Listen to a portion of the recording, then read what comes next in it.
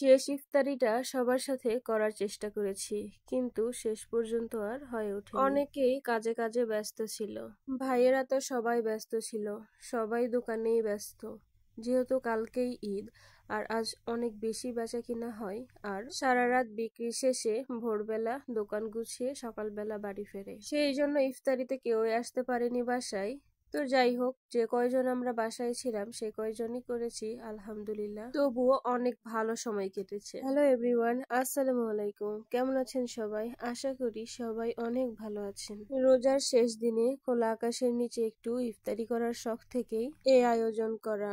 ঠিক সন্ধ্যার আগ মুহূর্তে বাজারে গিয়ে আমি সব ইফতারি নিয়ে আসি, আর আমার ছোট বোন আর আমি মিলে সবগুলো রেডি করি। ও ফল কাটছিল আর আমি ভাজা পোড়াগুলো ঢালছিলাম।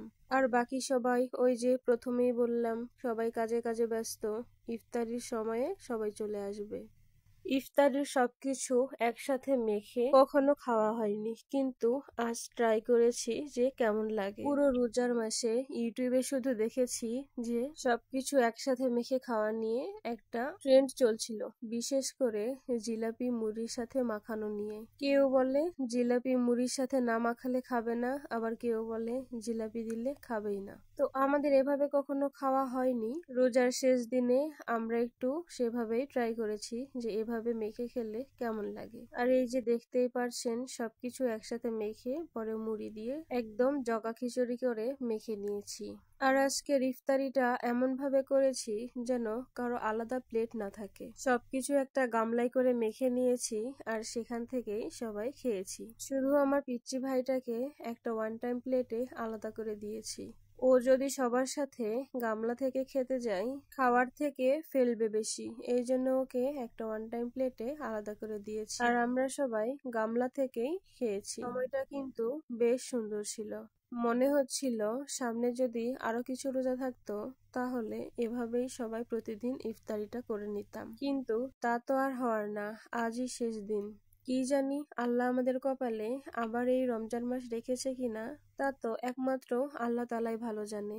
সবাই মিলে ইফতারি শেষে ভেবেছিলাম চাঁদ রাতটাও আজ সবাই মিলে আনন্দ করে কাটাবো, কিন্তু তার হলো কই। হঠাৎই কিছু প্রয়োজনে মার্কেটে চলে যাই, আর আস্তে আস্তে অনেক লেট হয়ে যায়। শরীর খুব ক্লান্ত হওয়ার কারণে এসে কোনো রকম ঘুমিয়ে যাই। চাঁদ রাত তো আর পালন করা হয় না, কি আর করার, মন খারাপ করেই শুয়ে পড়ি। মার্কেটে গিয়েছিলাম তাড়াতাড়ি আসবো বলে, কিন্তু মার্কেটে গিয়ে চক্ষু তো চড়ক গাছ।